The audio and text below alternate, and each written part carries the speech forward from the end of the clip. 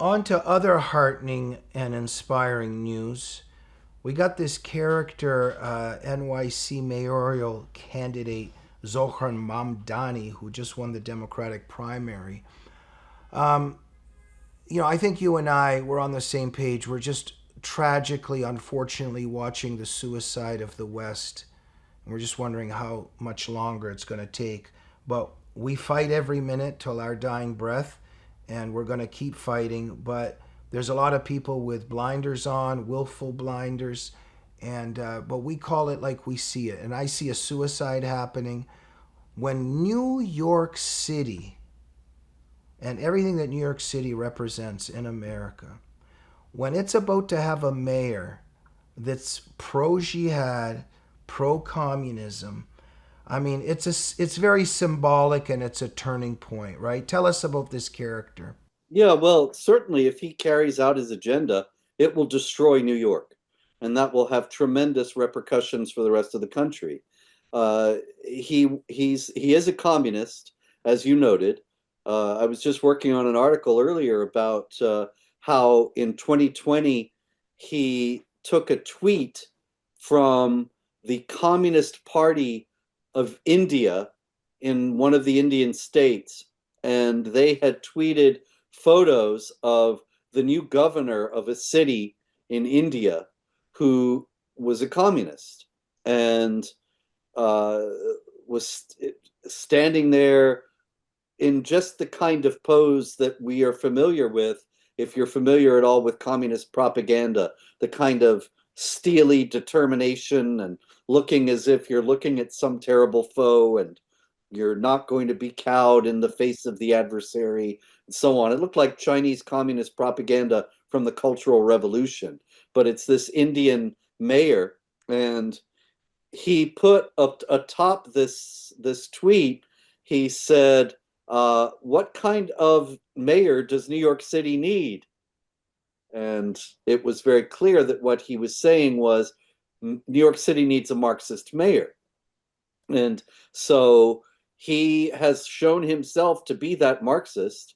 He has spoken, for example, about free grocery stores and lots of other free stuff that presumably he will make available or will try to. Now, the thing about free stuff, Jamie, as we all know, anybody who's studied socialism or communism for 5 minutes knows somebody always has to pay for the free stuff. So presumably he's going to levy prohibitive taxes upon the wealthy in New York so that they can fund all the free things he's giving out. The wealthy will then leave the city rather than pay his taxes, and then New York will be impoverished. And not having money to even cover the basic resources, and he wants to defund the police anyway, it will also have a rise in crime accompanied by a rise in the jihad activity that obviously, as a Shiite Muslim, which is a 12er Shiite like the Islamic Republic of Iran, he's not going to have a whole lot of problem with that. He's unlikely to move decisively against it.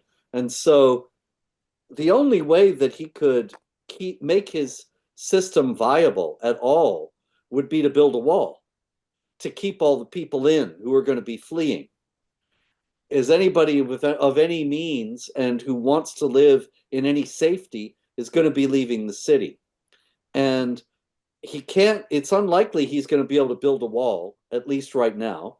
And so the city will be destroyed, as the only people left in it will be the criminals and the jihadis and the people who are too impoverished to leave. Oh, Robert, come on. We saw what happened in the Soviet Union and Maoist China, the Khmer Rouge, North Vietnam. Let's just try it one more time. Yeah, it's kind of absurd that we're actually at this point, that it's actually seriously on the table. But apparently, we have to go through it here as well. Uh, it's going to New York is a great city, one of the greatest cities on the planet, as well as the greatest city in the country.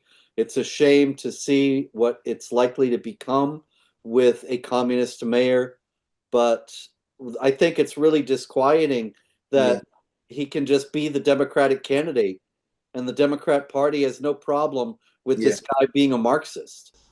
But wait a minute, Robert. I mean, come on. There's just a little bit of hope. He's got some good sides too. I mean, he wants to spend millions of dollars on sex changes for minors. It's yeah, and actually, maybe I shouldn't even be joking about that. I mean, because this is satanic child sacrifice and forcing people to pay for it. But Robert, what also fascinates me is how, in pre-Soviet Russia, for instance, the pre-Soviet Russia, you have the liberals, quote unquote, for the Bolsheviks. Then the Bolsheviks come in, and who do they execute first? The liberals, who's right. So the revolutions, they eat their children. So we've got the Marxists and the jihadists, and yes, they're together united because they're going to overthrow the evil capitalists and the people who want freedom, etc. But it's going to be very interesting because you've got this pro-jihad guy that's promising to make City Hall Muslim, but at the same time, he's for all this trans stuff.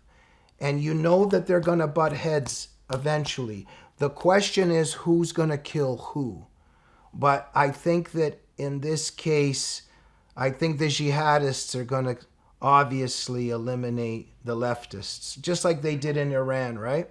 That Yeah. whenever they've worked together, they did work together to bring in the Islamic Republic, and then the Islamic Republic killed the communists. And so I think it's likely that that'll be the same thing in this case. He wants to make use of the chaos, like spending all this money for gender changes and all that nonsense, and that will be in the hope of arousing unrest that he can then use to justify authoritarianism. And that all is clear, but then the competing authoritarianisms will come up against each other. And I think it's likely that Islam will win out. It has a longer track record and is more tenacious.